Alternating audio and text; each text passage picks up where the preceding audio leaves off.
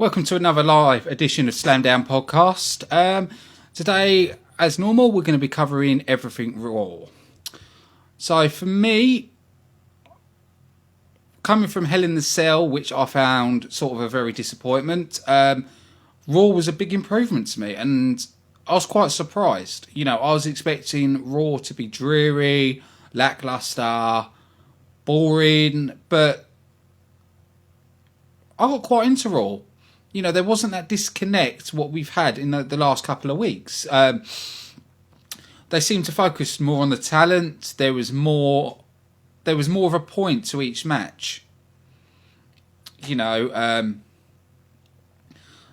starting off with Goldberg as the first part of the show was, I personally think, a great idea. Great idea to build the fans up, to put the fans on that hype, to hope, you know, to continue that hype for the rest of the show.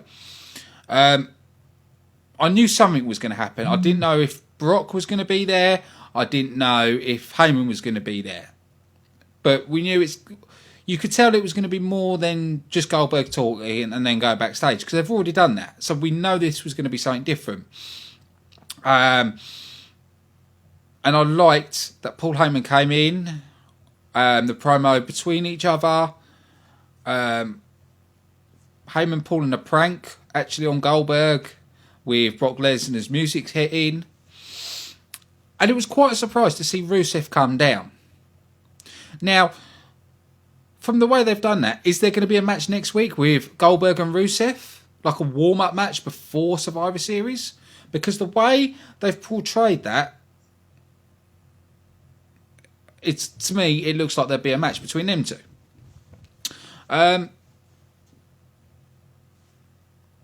You could tell Goldberg had a bit of ring rust. You know, when you look the way he connected with Rusev, it was very unnatural. He made a mistake, but he rectified that after he hit the jackhammer and then went to hit the spear on Paul Heyman.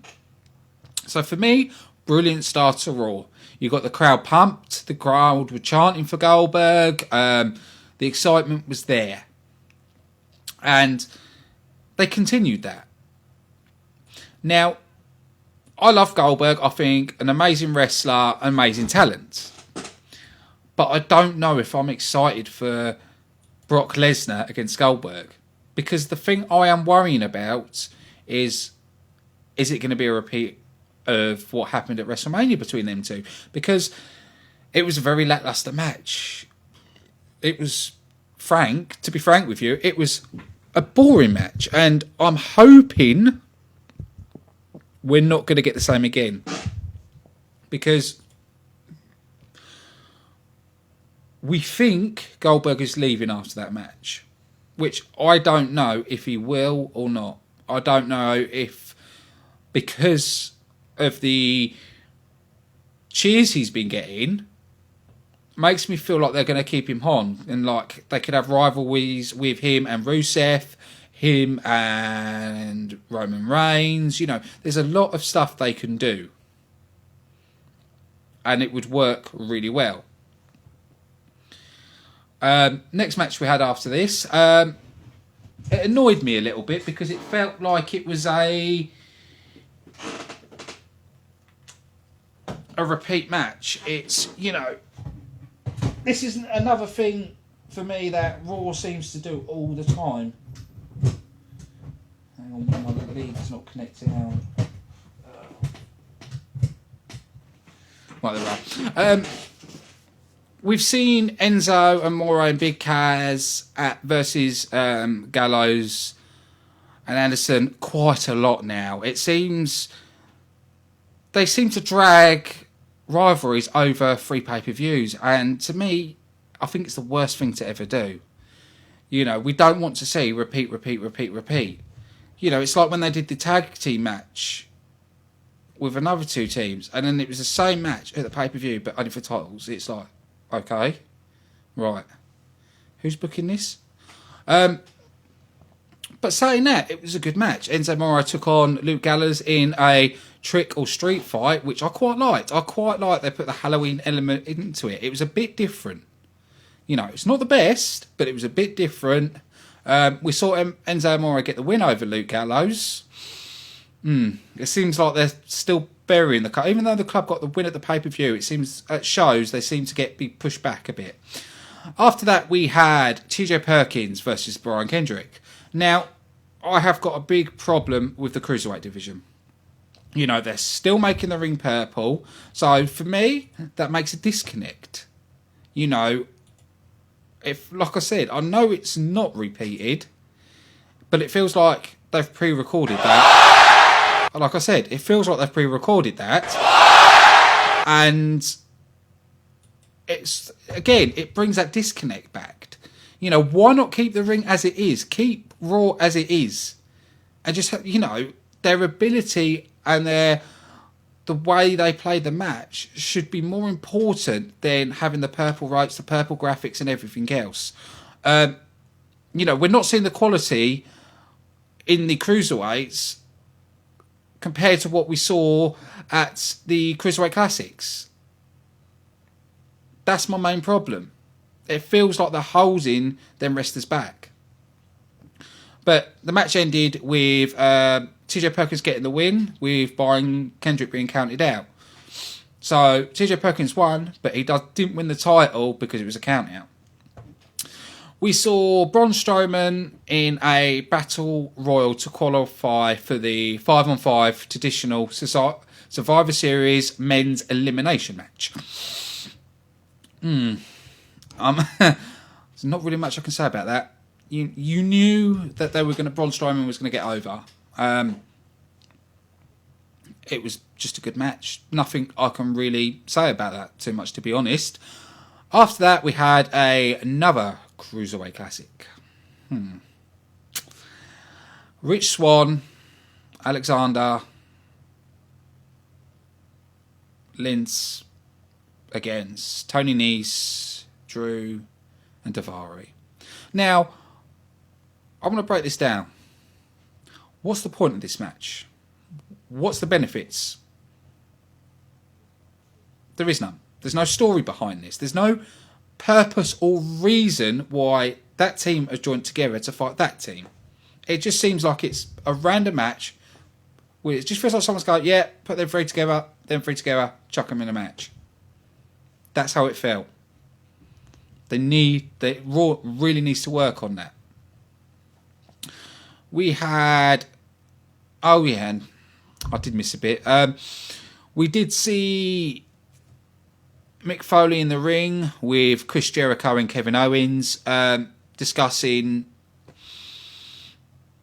Survivor Series and a few other. It was quite boring, to be honest. You saw Roman Reigns come out. Mick Foley announced that them three would be not Rollins. Roman Reigns come out that them three would be put together for the Survivor Series, and we know Braun Strowman's going to be in there for the Survivor Series. So that's all we really know about that. I don't know who the fifth member is. I could have worked it out wrong, but yeah. See, there's still that disconnect. I don't know if it's if it was Jericho or Owens' fault, or if it's Mick. There's still a disconnect there, and I do not like the way Mick Foley's being portrayed. He's being portrayed as a corporate guy when we know he's not. He's always been against corporate. He's been he's a hardcore icon. I don't really like the way he delivers his promos. It feels forced. Compared to SmackDown, where you got Daniel Bryan, who's playing fantastic in his role. We had Nia Jax against Bayley. Bayley got absolutely destroyed by Nia Jax. It felt like they're burying Bayley again. It was a good match. I can't be too critical on it. It was alright. We had Cesaro and Sheamus. I'm getting sick of this match. Why the bloody hell are they putting Cesaro and Sheamus together? Cesaro should be a guy that should be fighting for the freaking world title. This is Why can Raw get this shit so wrong, but SmackDown gets it so right? If someone's bad at their job and consistently bad week on week, they'll lose their job. Why does the WWE do not fire their bookers and bring someone new in? Or is this Vince McMahon behind it? And that's why we're getting garbage. But yeah, they defeated the Shining Stars. We did have main event was for the US title, Roman Reigns against Chris Jericho for the US title, which could have been a great match. But again, Kevin Owens interferes. It's a disqualification. It's the same thing side time. As soon as you see Kevin Owens in a match, you know Jericho's going to come. As soon as you see Jericho in a match, you know Kevin Owens is going to come. It's a very predictable. But again, it's lackluster. And we find this all the time with Raw. There was a better connect with fans. But that's about it. Because on paper, if you look on paper, Raw has the better roster than SmackDown. But it's terrible booking. And it's frustrating. It is frustrating as a viewer.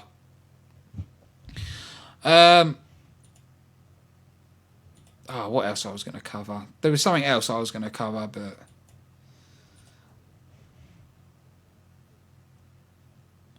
but the booking is one way you can sum up the word booking. That's awful. That's awful. That's how bad the booking is. Like I said, when I look at the cruiserweights and the way it's done, I just look and go, it's really, are you going to really be that bad and book it like that? Are you really going to make the cruiserweight look that bad? Are you really? What's going through your head, WWE? How can you get the Cruiserweight Classics done well? And how can you make it so bad on Raw? But if you people haven't noticed, I've got a few new sound effects. But yeah, there's a lot of work that needs to be done. But I think that's all I've got to say for this show. There's nothing else I can say. But in parts, it's getting better. They seem to sort of be going the right way, but they need to stop the stupid booking and stop with changing the ring and the colours on the cruiserweight matches.